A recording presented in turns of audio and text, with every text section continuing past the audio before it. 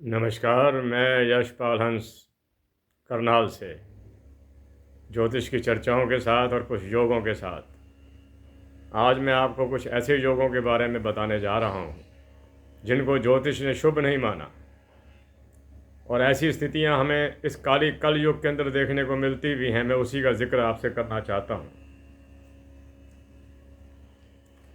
आपने अक्सर देखा होगा कि कई बार हमारी कुंडलियों के अंदर 9 नहीं 7 ग्रह हैं। वास्तव में राहु केतु कम ग्रह नहीं मानते। अगर उन सातों के सातों ग्रह ग्रह जो हैं उनमें से 3 स्थान पर चले जाएं, कुंडली के 3 स्थानों पर 7 ग्रह बैठे हों, कहीं 4 हों, कहीं 2 हों, कहीं 1 हो, ऐसे 3 स्थानों पर बैठे, तो इसको शूल योग कहते हैं। मैं अभी उस पर अध्ययन कर रहा था। ऐसा व्यक्ति के बारे में वो सब कुछ कहता है कि क्रोध से भरे हुए, दूसरों के साथ क्रोध से बात करने वाले और अपना काम बिगाड़ने वाले शूल योग वाले होते हैं। और शूल का मतलब होता है कांटा। ये कांटे की तरह समाज में रहते हैं। शूल योग याद रख लीजिए कि अगर सातों ग्रह सूर्य से लेकर शनि तक सातों ग्रह 3 घरों के अंदर 3 स्थानों के अंदर आए तो शूल योग लग जाता है। ऐसे व्यक्ति सर्वप्रिय नहीं हुआ करते, बहुत लोगों को प्यारे नहीं लगते। इनका अपना एक अलग ही जीवन होता है।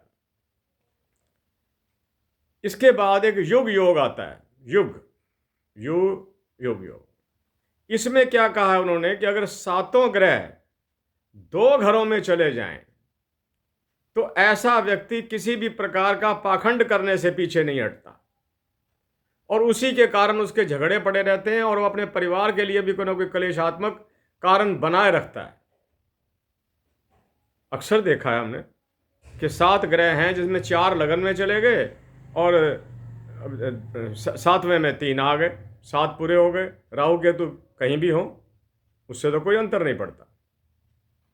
तो मेरी ये बात याद रखना, जहां अच्छे योग हैं वहां बुरे योगों पर भी लिखने में लेखकों ने कोई कमी नहीं रखी। हमें समझाने का उन्होंने पूरा प्रयास किया, और ये चीज़ें हमें याद रखनी पड़ती हैं। मैं वही कागज़ पर लिख के बैठा था कि मेरे से कोई भूल चूक ना हो जाए। आपको जो मैं बात इन्फॉर्मेशन देता हूँ, सूचना देता हूँ ज्योतिष की, वो बिल्कुल सटीक होनी चाहिए।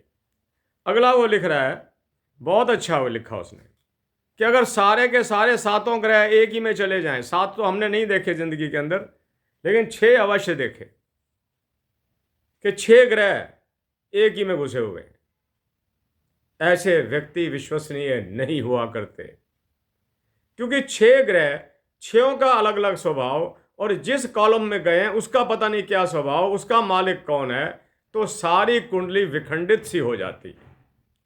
हम उसमें कोई एक सीधे प्रकार का अपना नहीं दे सकते कि इसका ये बनेगा, कुंडली का ये प्रावधान होगा, ये ऐसा सिस्टम होगा। हम उसके सिस्टम पर कुछ नहीं बोल सकते। हमें खामोश रहना पड़ता है और यही कहना पड़ता है कि इसका ख्याल रखना, समाज के अंदर ये कोई ऐसा काम ना करे जो अपमानजनक हो। इसका नाम, जैसा कि मैंने आपको बताया, इसका नाम गोल योग है।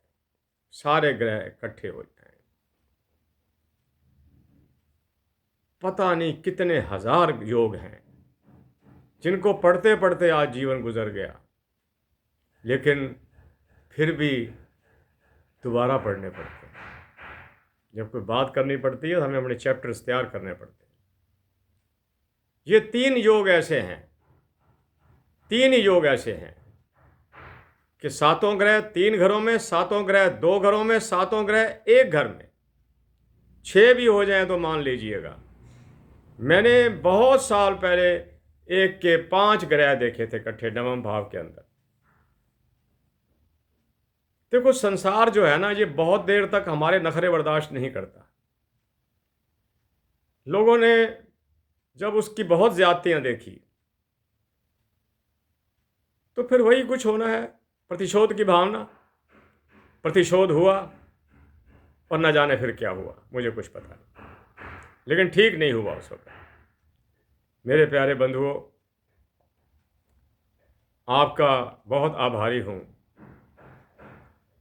कि आपने मेरे शॉर्ट्स को भी बहुत इम्पोर्टेंस देनी शुरू करी, जो मैं शॉर्ट वीडियोस डालता हूँ। मेरा हमेशा ये प्रयास रहेगा कि मैं आपको उन बातों से अवगत कराऊं जो बिल्कुल सत्य पर आधारित हैं, जो बिल्कुल शास्त्रों में वर्णित हैं। पराशर जी को तो हम बहुत महत्व देते हैं। मैंने कल भी कहा था, पराशर जी को तो पितामह कहते हैं हम ज्योतिष का, जिन्होंने भृगु के बाद ज्योतिष की वृद्धि करी, बहुत वृद्धि करी।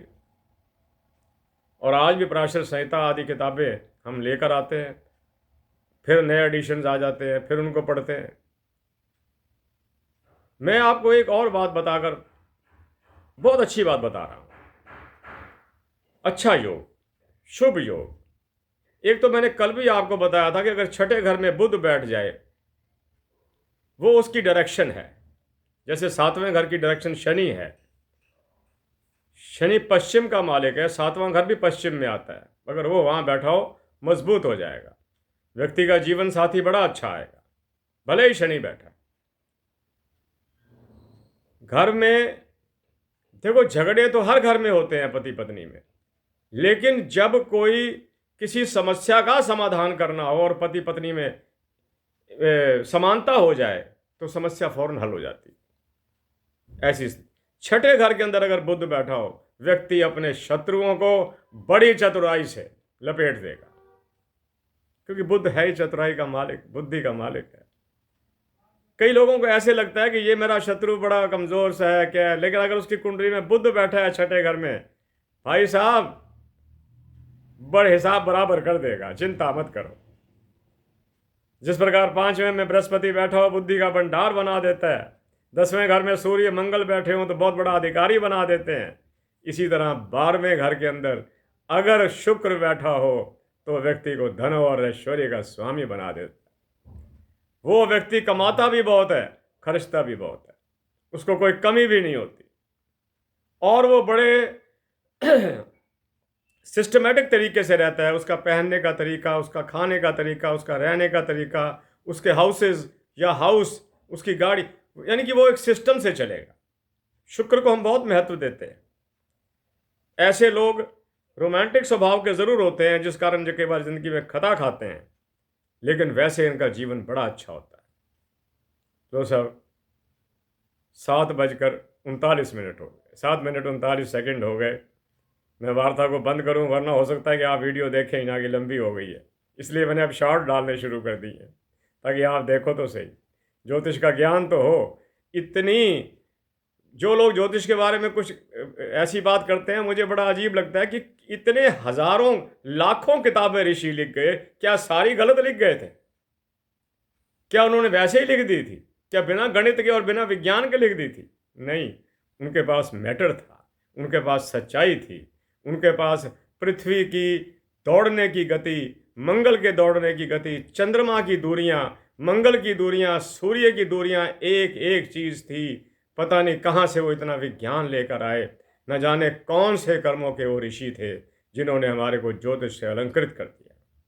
इसी के साथ मैं यशपाल हंस आपके परिवार की, आपकी संतानों की, आपके धन की और आपके सर्व सुखों की कामना करता हुआ आपसे आज्ञा लेता हूँ।